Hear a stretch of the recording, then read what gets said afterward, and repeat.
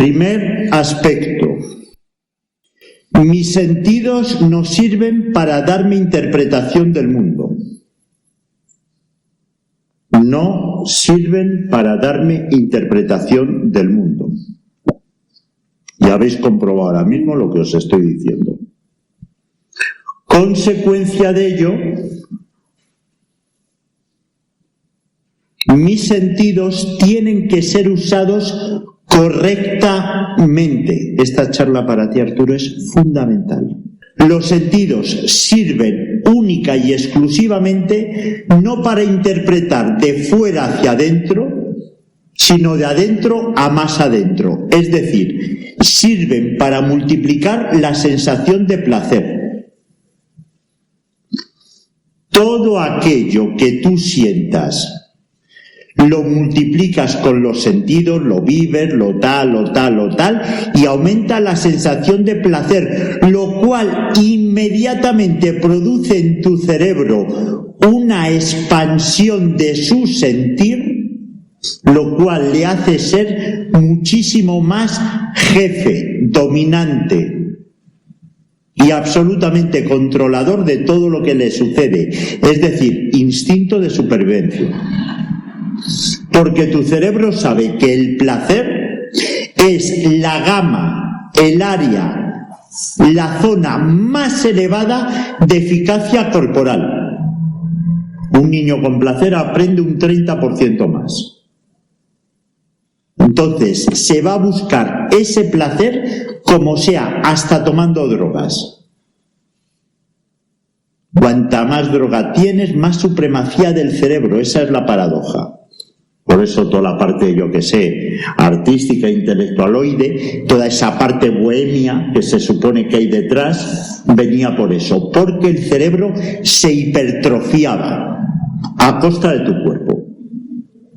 Lo que pasa es que tiene un recorrido muy corto.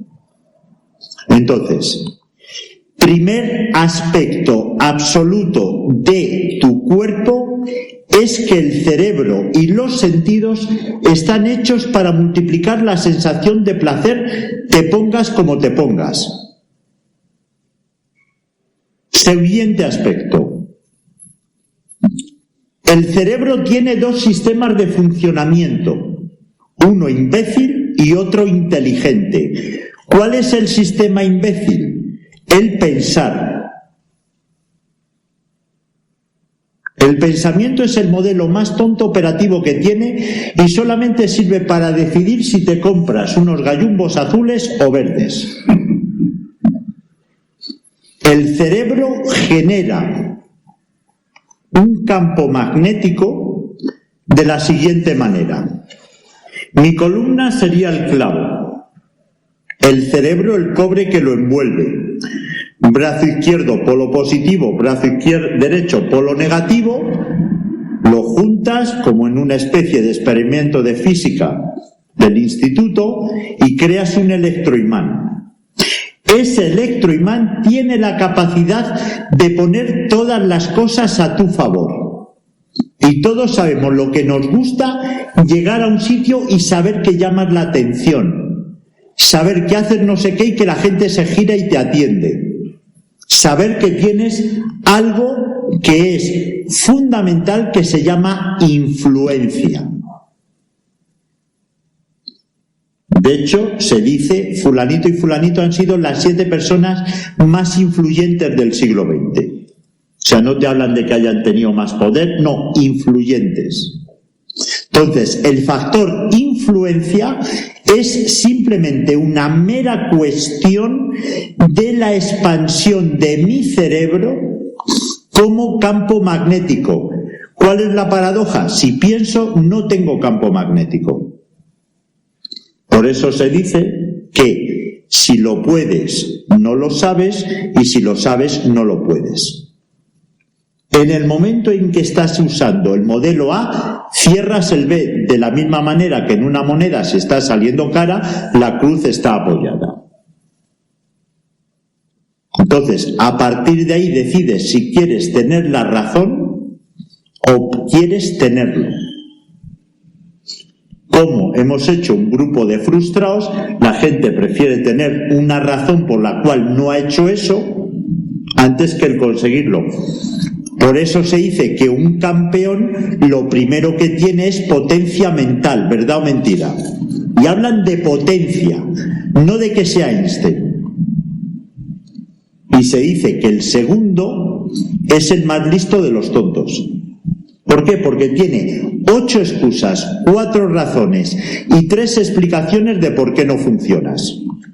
Cualquier persona que ha pasado por un proceso mental depresivo sabe que lo único que tiene en su cabeza es razones, excusas, explicaciones y demás, ¿verdad o mentira? Nunca tiene poder personal y siempre aparece un momento donde tu poder personal peta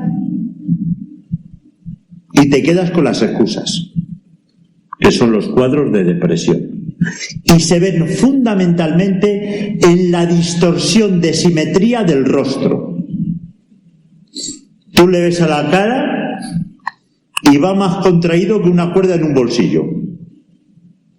Eso es lo que produce siempre los malestares.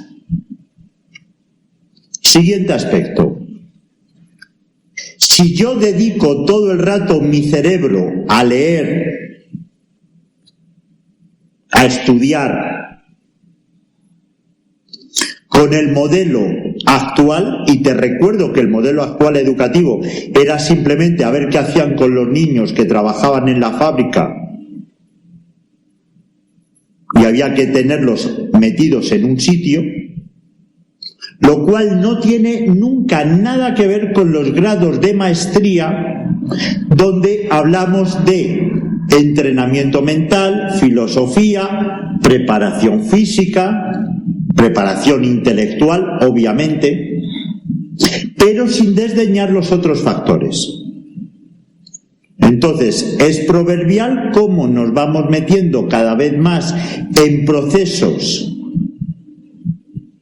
aleatorios, es decir, izquierda o derecha, bueno o malo, en vez de aumentar nuestro campo de influencia, nuestro campo de generación magnética. Bueno, ser maestro quiere decir simplemente que lo único que eres es un campo magnético ampliado. Eso sucede por 3 cosas. Primero, porque has entrenado. Segundo, porque el resto de cosas te las traes al pairo. Y tercero, porque todo tu entrenamiento se encamina a eso, a no conceptualizar. ¿Cuál es el problema fundamental? Cuando hemos visto antes el sistema de las dimensiones y vemos que todo el mundo vive en segunda dimensión. Cuando quiere algo, venga, hazme un plano, a ver si sé llegar. Muéstrame eso. Y todo se hace siempre en 2 dimensiones. Es decir, en una hoja lo pintas, lo dibujas o lo cuentas. El aspecto más importante de todo esto que tenéis que entender es que cada vez que hacemos una sesión como la que hemos hecho antes, simplemente ponemos todos los cerebros a trabajar en campos magnéticos. Y para que podáis entender un campo magnético, es como una bicicleta que tiene un imán que tú lo vas presionando, abriendo o cerrando y hace mayor rozamiento o menor rozamiento. Esas 2 pinzas son los trapecios. Con lo cual, cuando no evolucionas es porque te has puesto una carga muy elevada que impide que esos 2 canales que en yoga llaman Ida y Pingala, es decir, izquierda y derecha, estén fluyendo. ¿Por qué aquí se pueden recuperar tan fácilmente? Porque no trabajamos sobre intelectualidad solamente, sino sobre el uso del cerebro como un campo biomagnético de generación de realidad. Entonces, todo aquel que es deportista, todo aquel que es escritor, todo aquel que es actor, sabe que no importa el texto que estés haciendo en una obra de teatro, muchas veces, sino la influencia que tenga sobre el público, y eso es muy difícil de medir. ¿En qué consiste todo? Simplemente en la frecuencia que des. Si esa frecuencia es saturada, aburres hasta los pelos de tu sobaco. Si esa frecuencia es abierta, produces que todo tu cuerpo y toda tu energía fluya. Siguiente aspecto. Tú tienes 3 tipos de sensación extrema de consciencia. El primer tipo es cerebral, es decir, de pronto el cerebro, que nada más usa el 2% de las neuronas cada vez, tiene un subidón eléctrico y todo eso se ha iluminado. Y de pronto es como si vieras 70 películas seguidas, todas de golpe, y las vieras y las entendieras. Se llaman momentos eureka, heurística. Hostia, ¿es que era? Entonces yo estoy atento de mirar el culete de esta señora, pero mi cerebro ante ese estímulo está abriendo una serie de canales que sin que yo sea consciente de ellos están haciendo sinapsis.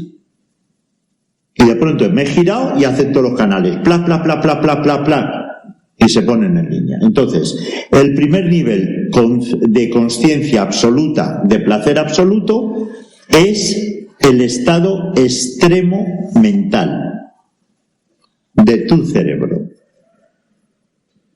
Segundo,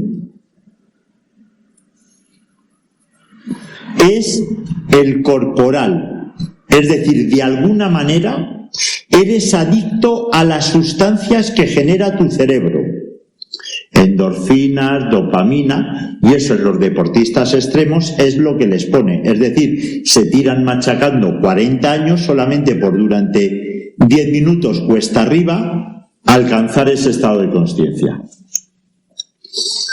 Y luego está el tercer sistema, que es lo que llama el Zen el Satori, que es la mezcla de tu mente, tu cerebro, tu cuerpo y un algo exterior que está por arriba que no puedes definir de ninguna manera y se llama consciencia, octava dimensión.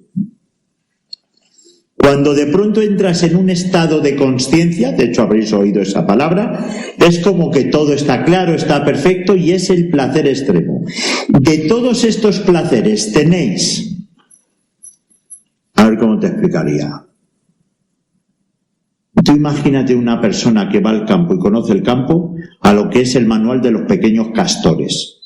O sea, tienes la versión tonta para tontos que se llama sexualidad.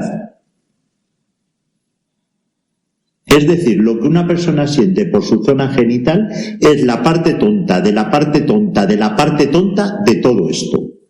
El problema es que como nada más conocemos esa parte, pensamos que ahí empieza el límite, el abismo y todo del cuerpo. Cuando estéis en estados de consciencia cercanos a mí, notaréis un increíble incremento del Satori, es decir, de cómo se carga de electricidad tu cuerpo. De la misma manera que cuando antiguamente estaban las teles, no se veía, cogías la antena y empezabas a moverte con ella hasta que sintonizabas. Entonces yo soy una especie de esas antenitas, lo cual hace. ¿Y cómo es que Miguel Mochales se escapa de eso? Mira, me dedico 16 horas a ello y no hago otra cosa.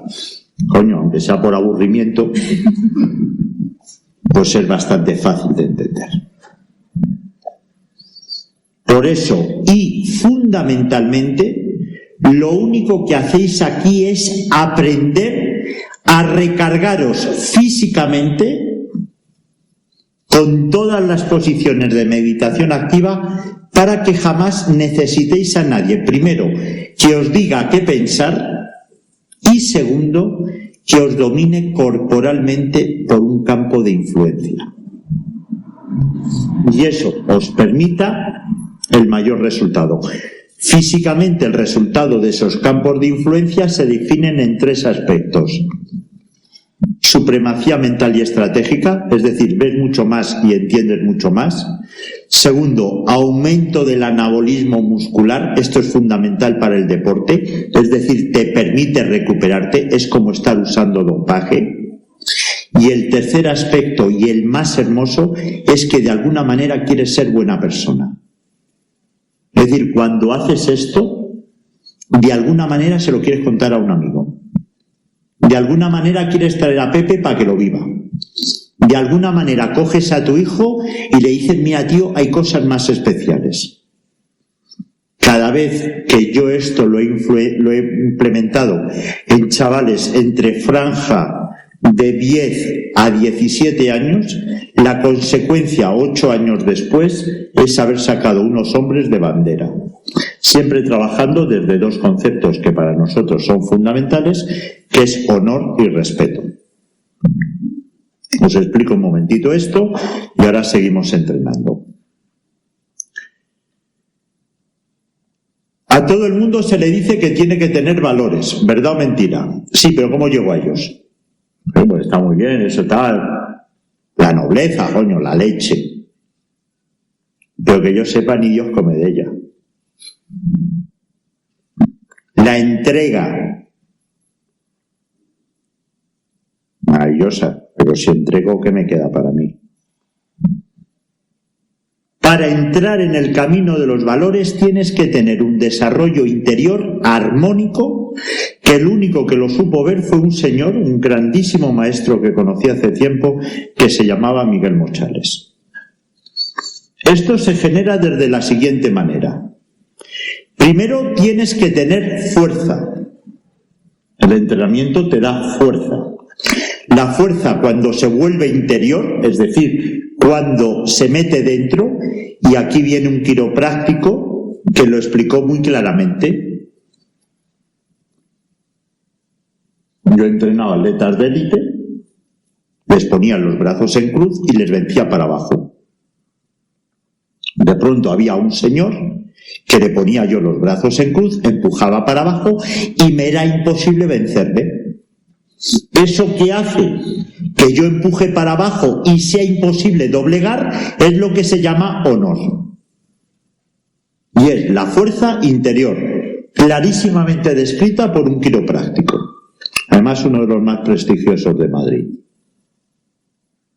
De ahí, cuando yo tengo esa fuerza interior, ese honor, lo empiezo a reflejar en todas partes. Y eso produce respeto. Entonces ya tenemos 2 valores fundamentales. El primero es el honor, fruto de esa fuerza interior que hemos explicado, fruto de una práctica. Es decir, el ser humano está preparado, no parado. Entonces, como no estás en acción de conseguirlo, sino que estás en acción de trabajarte para conseguirlo, si no te trabajas, no lo consigues. El honor interior, eso que no se doblega, produce cara al exterior un respeto. Si tú estás al lado de alguien que no doblega, le respetas. Si tú estás tirando montaña para arriba con alguien que no va para bajarse la bicicleta, se merece respeto. Y desde el honor y el respeto, que son como 2 baldas de un armario, vamos colocando todas las estanterías, que es, la primera es la compasión, es decir, te preocupas de los que no pueden. Preocuparte de los que no te pueden no quiere decir que llegues tú todo con misericordioso y les ayudes, sino que les enseñas a entrenar. Eso es compasión. Luego viene el orgullo, es decir, sientes orgullo de ser compasivo.